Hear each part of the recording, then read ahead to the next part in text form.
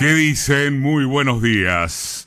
No nos engañemos, siempre es, siempre o casi siempre muy difícil retornar de las vacaciones, reacomodarse, o al menos eso es lo que le pasa a un tipo como yo, viaje, no viaje. Y sin embargo, también es tan cierto que es una enorme felicidad, comodidad, placer volver sabiendo que el lugar quedó tan bien cuidado por toda la gente del equipo, y entrando al año 26 de Marca de Radio.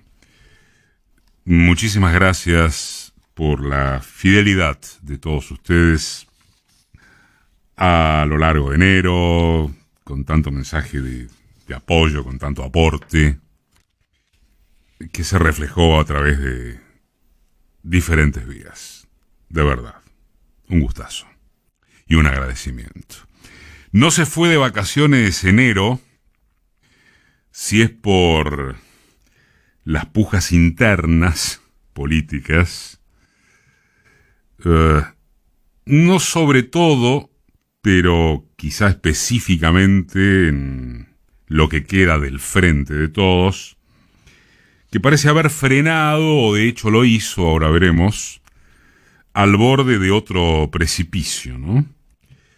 En particular, estos últimos días revelaron un nivel de chiquilinadas que encima son absolutamente incompatibles con las preocupaciones populares. Un ministro en off deja trascender su desconsuelo por no haber sido invitado al encuentro de Lula con los organismos de derechos humanos, puntos suspensivos, al que no estaba invitado ministro alguno. ¿Ofenderse de qué? Una par le refuta que si no le gusta debería aprovechar la puerta de salida. Otro ministro que se suma de inmediato a los patos tirándole a la escopeta, endilgándole al presidente haberse aprovechado con egoísmo de los favores de Cristina, y el presidente, a través de variadas manifestaciones, también en off, reacio a convocar a una mesa de unidad que concentre las grandes decisiones, por entender que eso le corresponde solo a él. La lista siguió, para solaz y esparcimiento de una oposición cambiemita que, al igual, hace gala de un internismo feroz, en off y on. Ellos también sacan toda o buena parte de sus trapos al sol entre las barrabasadas de la comandante Pato en su cruzada contra el alcalde Larreta, las piruetas de Larreta para no salirse de su lugar como presunto centrista presidenciable, el rol de Macri como juez del derechómetro, y de yapa lo irresoluto de un radicalismo que divaga entre las ínfulas del Capanga de Jujuy, los exabruptos de su gobernador de Mendoza, que ni siquiera quiso recibir al presidente, la soledad recitativa de algún outsider, y el animarse o no a una alianza con el mamarracho que se dice libertario. La diferencia entre una interna y otra no es que la opositora prácticamente carece de cabida en los medios de comunicación dominantes. No es esa la diferencia central. Si es por eso, todos los medios tradicionales absorben con exclusividad a las minoritarias audiencias ultrapolitizadas. La diferencia central es que a la oposición no se le piden cuentas. Es injusto porque a la sociedad y a la política las conforman todos. El rigor con que se juzga a quienes gobiernan debiera ser idéntico o similar al que se aplica para calificar o clasificar a la oposición, y mucho más cuando, como en el caso argentino, es una oposición que viene de endeudar al país por generaciones y sin contraprestación alguna. Se la fumaron toda para su único beneficio propio. Pero no funciona así. Y es una polémica bizantina, inviable, si está bien o mal. Los platos rotos o no reconstituidos los paga el gobierno, aunque la mitad de su mandato lo habrá pasado en pandemia, aunque esté en marcha cierta recuperación de la economía que la propia oposición reconoce, y aunque en términos productivos estructurales, Vaca Muerta, el litio, los gasoductos y, comillas, todo eso que ya se parece a un recitado, el futuro de mediano o largo plazo aparezca esperanzador o más bien timoneable. En el establishment están tranquilos. La reta, Massa. No habrá hiperinflación. Lo registrado es que la distribución del ingreso fue y sigue para atrás. Que el asado no solamente no volvió, sino que queda cada vez más lejos. Que se viene o ya está, de esto hablaremos en un rato también, una tanda de aumentos que perjudicarán todavía más el poder adquisitivo de las mayorías. En ese marco, si es por el termómetro social, disposiciones como el relanzamiento de precios justos semejan o son necesarias, estimables, pero seguro que insuficientes. La percepción, para ser muy benévolos, es que el gobierno juega al empate o a la derrota digna, no estrambótica, no por goleada, con los grandes factores de poder, del mismo modo en que lo hizo cuando se dio a la extorsión de los ojeros, estipulándoles $1 a medida. Y sí, sobre mojado llovido, se permiten el lujo de esquilmarse en público, bueno, vaya con lo que le resta de alentador a quienes yugan la cotidiana de enfrentarse con los precios. Ahí es donde parece haberse no firmado, sino intentado una relativa paz oficialista, reflejada en la foto del martes pasado en Merlo, con unas 40 figuras del peronismo bonaerense y el centro ocupado por Axel Kicillof, Sergio Massa y Máximo Kirchner. Más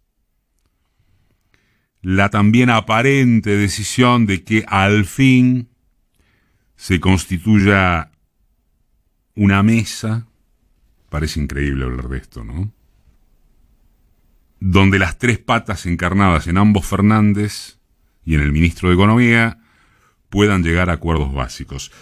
Las últimas informaciones de estas horas ponen un pero al respecto, porque Fernández, el presidente, ampliaría a la mesa chica con sindicalistas, movimientos sociales, ¿para qué? Para licuar al kirchnerismo. Suponiendo que el primero de los arreglos en el frente de todos es dejar de operarse unos contra otros mediante nimiedades que incluyen ofensas personales, la pregunta es justamente ¿qué es lo que tanto los diferencia en lo operativo de lo ideológico? No en el discurso, no en el relato, en lo operativo de lo ideológico, de las distancias que dicen tener. Cristina tiene una justificadísima sensibilidad con el ámbito judicial y la persecución que sufre desde allí. El presidente hace un culto de lo que se conoce como moderación. Va y viene entre gestos de rebeldía frente a las críticas del llamado kirchnerismo duro Y en medio de eso, salvo durante la primera etapa de la pandemia, jamás logró consolidar una imagen de liderazgo o de presencia fuerte. Massa tomó el timón cuando las papas ardían y demuestra, como lo señaló Cristina, una inmensa capacidad de trabajo.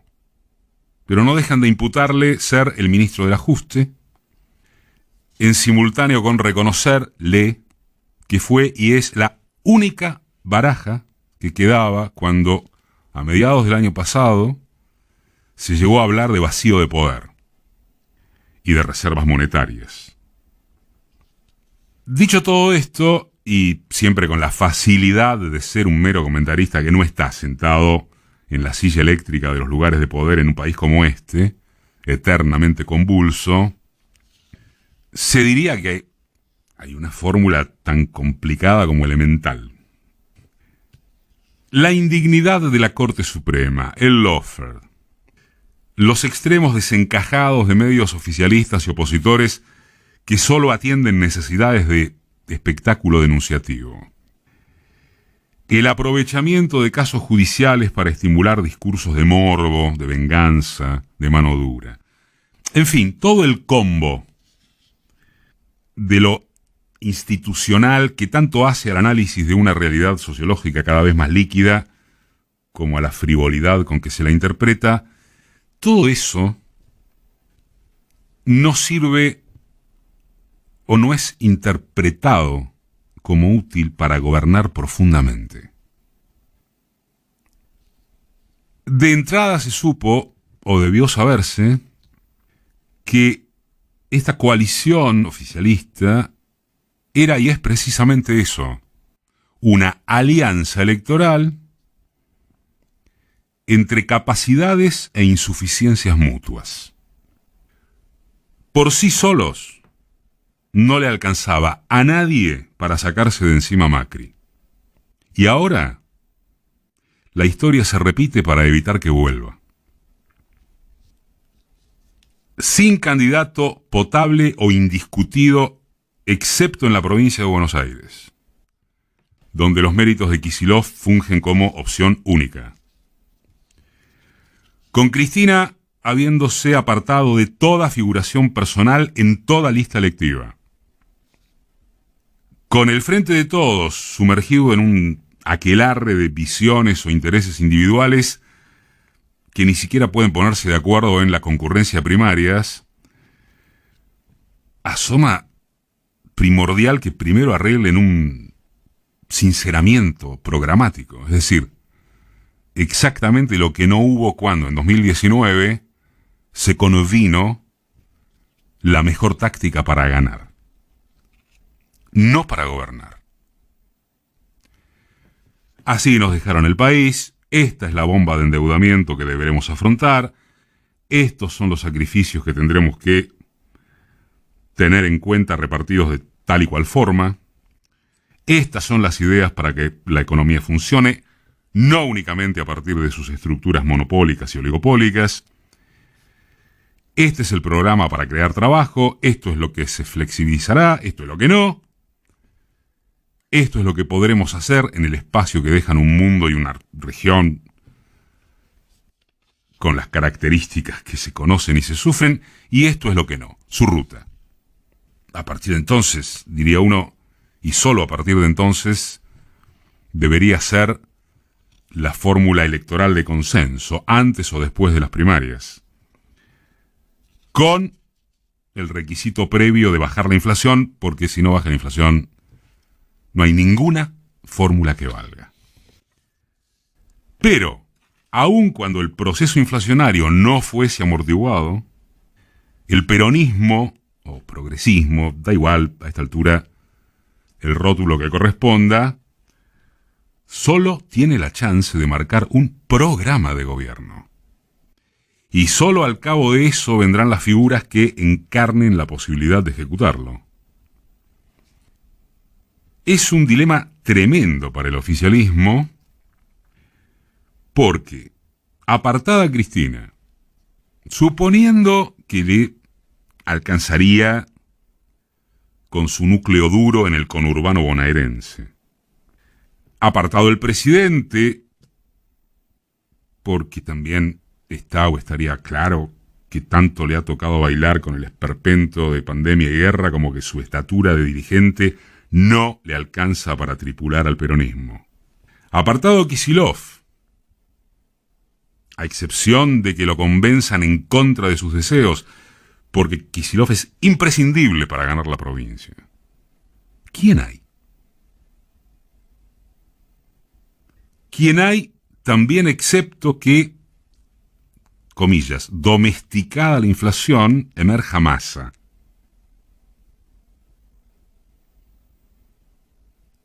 Sin embargo, todo lo dramático que significa este escenario de incertidumbres no llega a convertirlo en el principal del oficialismo.